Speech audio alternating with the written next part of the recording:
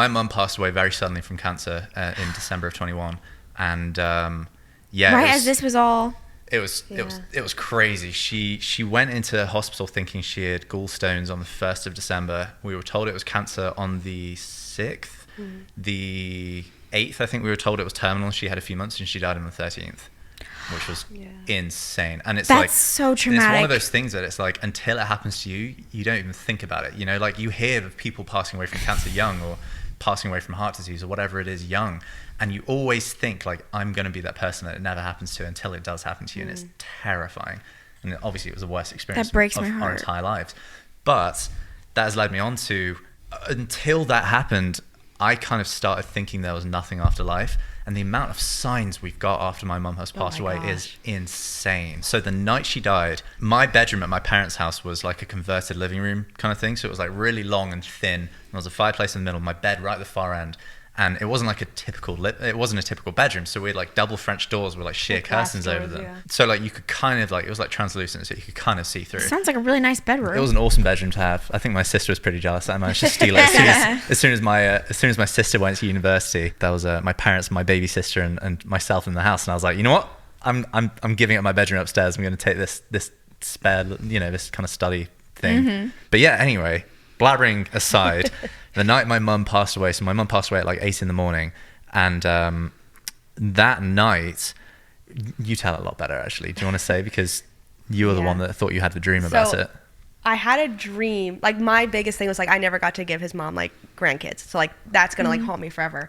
And that night, like I guess because I was thinking about that so much, like in my dream, which again it's like the same kind of thing happened with my grandma, I was with his mom, I was in a hospital bed, and she was right next to me, and she was like, I'm always going to be here with you. So like I feel like that really was his like mom like coming to me in a dream. I know that sounds like psychotic. Oh my gosh, you're crying, you're gonna make me cry.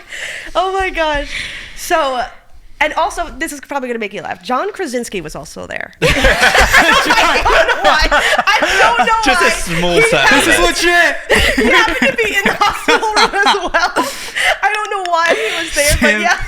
John Krasinski and Sam's mom in the same It room. wasn't even John. It was literally him as Jim from The Office. Like, I don't know so it why. wasn't even John, it was Jim. Literally Jim. That will help you. But yeah, so he was also there. Okay, maybe hide that detail when you share the story. Like, what's happening? I can't. So yeah, he was also there. Okay. But yeah, so his mom was there, and then I wake up and I'm in like Sam's bedroom, and I look over. This sounds so scary. You're probably gonna get chills with this. I look over at Sam, and he was sat up in the bed. This is at like 4 a.m. or something.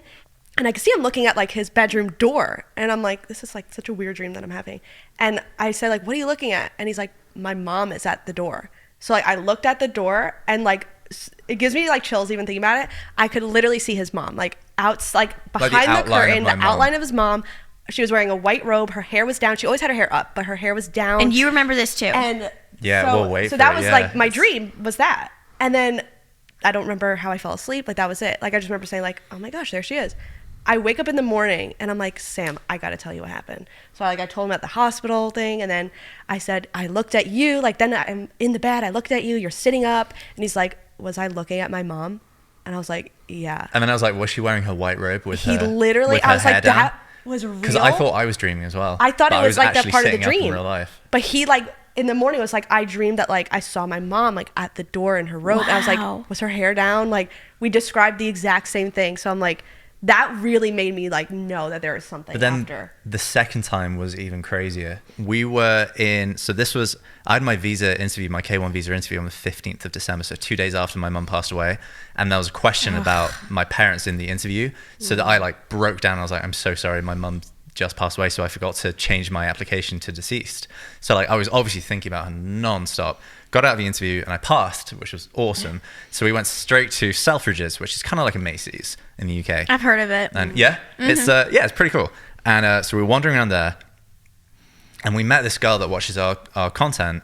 And generally, obviously you guys know this, when you guys probably experience it all the time. When you see people that watch your content, they'll say, I love your content, have a short conversation. You have like a really quick conversation about social media, whatever it is. It doesn't really go below surface level, does it? Like it's kind of just like a thank you so much for watching our stuff, blah blah blah. This girl She watched our content and she said, "Oh, you're Sam and Monica." And then she goes, "Do you believe in aliens? I really want to live off grid." And starts going into these crazy deep, like conspiracy theories and things that she was. And the only other person that would ever talk about stuff like that was my mum.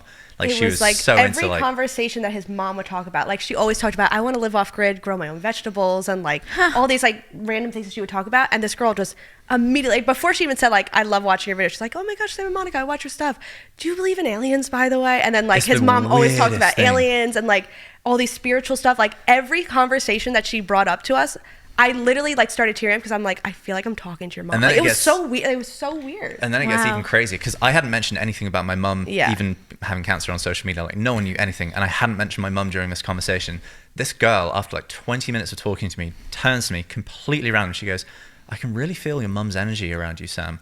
I was like, "What?" And she said, "Yeah, I just really need to give you a big hug right now." And she gave me the biggest hug I've ever had in my entire life. I was like, I was shaking because I hadn't mentioned anything about my mum.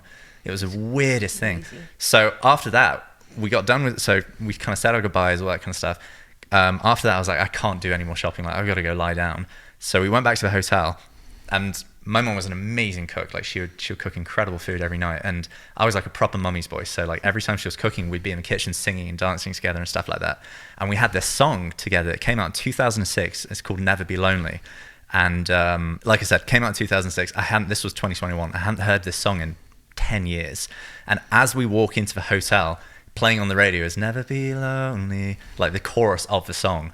So I went up to the front desk. I was like, "What is this? Like, is this?" And then he was like, "Oh, it's just general radio station kind of thing." I was like, "That is so," because that was like our song. It was like, it was so weird. Go upstairs, check into our room, just been cleaned, brand new room. Well, obviously not brand new, but like it just been cleaned. And we were lying in bed. I was reading through some conversations with my mum, like, you know, of her last days, like telling each other we loved each other and all that kind of stuff, like really in my feels. And Monica was on FaceTime to her sister Jacqueline, and she was telling her all about these crazy experiences we just had. And then she jumps out of bed, freaks out, and Of course, sister's like, "What is happening?" Because like I got up really quick because like I felt something like just brush my head. she pat. felt like someone stroked her head. Like a nice like little pat on the top of my head. I jumped out of bed. He's like freaking out, like, what just happened? And here I am thinking like, I'm going insane. Like I feel like I'm going crazy. But we have a picture. We'll show you guys after. We got a picture. There's a handprint on the headboard Right behind where my head where was. her head was. You could see like a handprint. And I was like, And it was maybe gone it's 10 minutes in later. the wood. Maybe that's like engraved like in the wood or something. It was gone like 10 minutes later, the morning, gone. We weren't doing nothing freaky where my hands were on the bed or nothing. Like, it was like, I don't know how a handprint got like right above my head. Like, it was insane. But we took a picture because we were like, no one would ever believe this story Wow. if we didn't like have the picture. It's So you absolutely hadn't insane. talked about your mom at all on social media when Nope. that girl came up? What Nothing. about like, and nobody knew that she had cancer? Nobody knew anything at all? No, Well, we've 'cause it been happened so completely fast. private. I mean, Yeah. it happened so fast, and we've Yeah. been so private about the entire thing. I posted, I think, like that evening about it after Yeah. it had happened.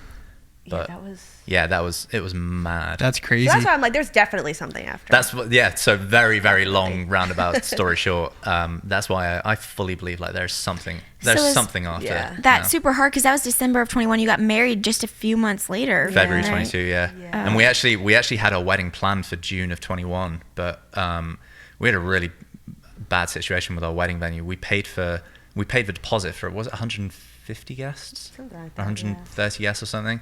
And then it was in New York. It was on Long Island. And that was obviously during the height of COVID. So the governor of New York passed whatever it is, legislation, whatever it's called, to say that only 50 people maximum could be at a wedding.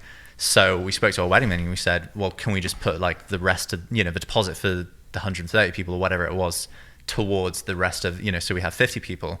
And the wedding venue were like, no, what we're going to do is, because you've signed a contract for 130 or 150 people, you can have 50 people at the wedding, but you've got to pay for 150 and we'll give you 100 spare meals. We're like, what are we going to do with 100 meals? Kidding me. We're not going to get through That's that. ridiculous. It's horrible, Yeah, isn't it? so we had to postpone the wedding. And So we postponed the wedding, and sadly my mum didn't get to see us get married. But she got to see the dress. And she saw got the to wedding see ring. the wedding ring.